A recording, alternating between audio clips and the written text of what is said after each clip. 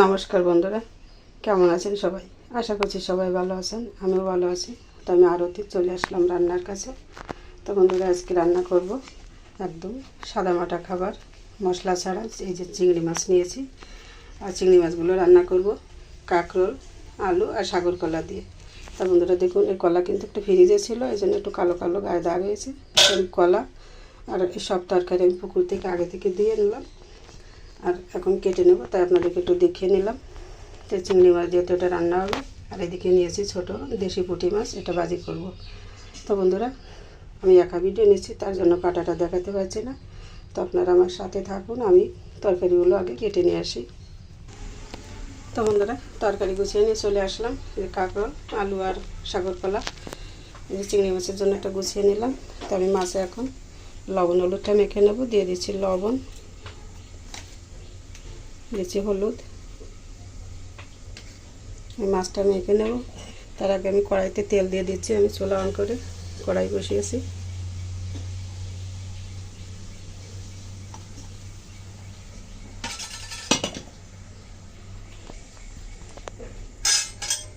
চিংড়ি মাছগুলো আগে লবণ হলুদটা মেখে নিয়েছি, এগুলো রান্না করে নেব আগে।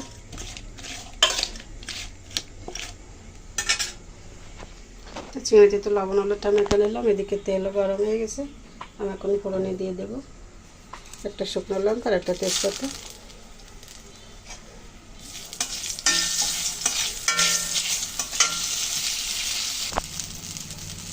দিয়েছি কিছু রাঁধুনি,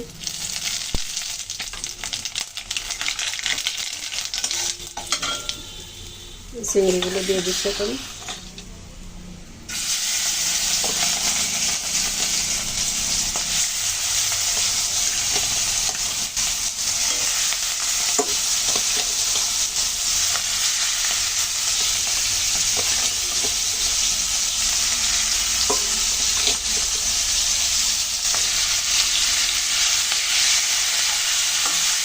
একদম সুন্দর করে আমি ভেজে নেব।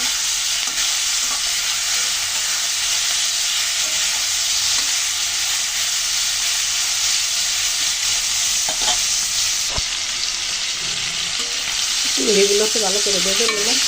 আমি এখন আলুগুলো দিয়ে দিচ্ছি। আলু দিয়ে মাছের সাথে ভালো করে ভেজে নেব।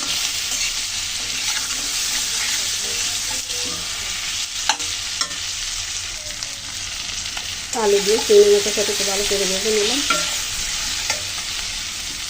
এখন দিয়ে দিচ্ছি কাঁকরোল।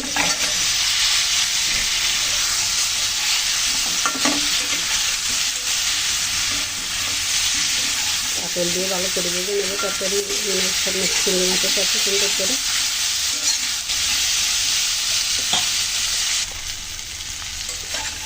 আলু আর কাঁকরোল দিয়ে ভালো করে ভেজে নিলাম চিংড়ির সাথে।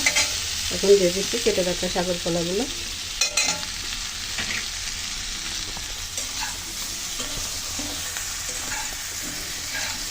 সব তরকারি দিয়ে আবার একটু সুন্দর করে ভেজে নেব। একটু হলুদ দিয়ে দিচ্ছি তরকারির সাথে কোনো।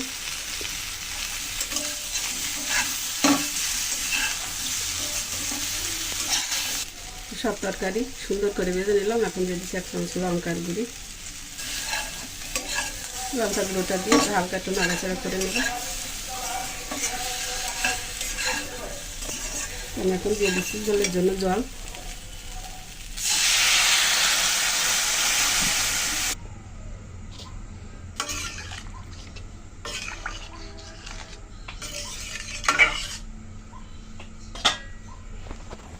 তরকারিটা খুব সুন্দর ফুটতে শুরু করেছে।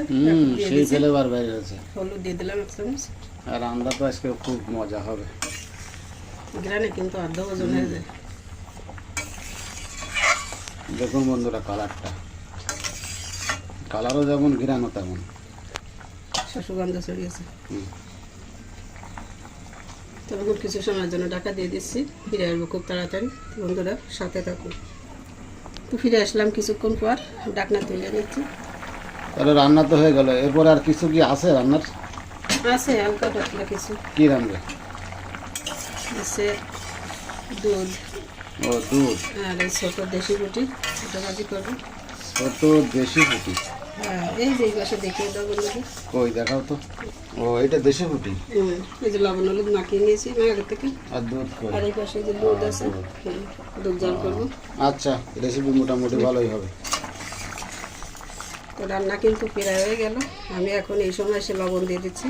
তো বন্ধুরা, কাঁকরোল বা কাঁচকলা, সাগরকলা যেটাই হোক না কেন, এতে লবণ কিন্তু চলে গেলে আর বেশি খাওয়া যায় না। এই জন্য আমি নামানোর অল্প আগেই দিয়ে দিলাম। আর অল্প একটু সময় রান্না করবো।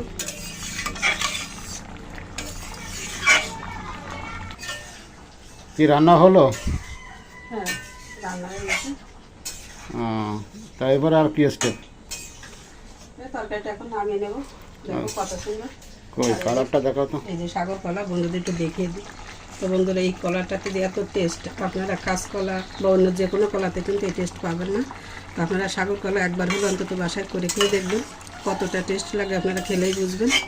তো রান্না কিন্তু হয়ে গেল। সব শেষে আমি এখন হালকা একটু ভাজা জিরার গুঁড়ি দিয়ে দিচ্ছি। দেখুন, হাফ চামচের থেকে খুব কম দিয়ে দিলাম। আর এই জিরার গুঁড়াটাতে কিন্তু রান্নার স্বাদটা সম্পূর্ণ বদলে গেল। তো আমি এখন মিশিয়ে নামিয়ে নেব। না, নামিয়ে নাও।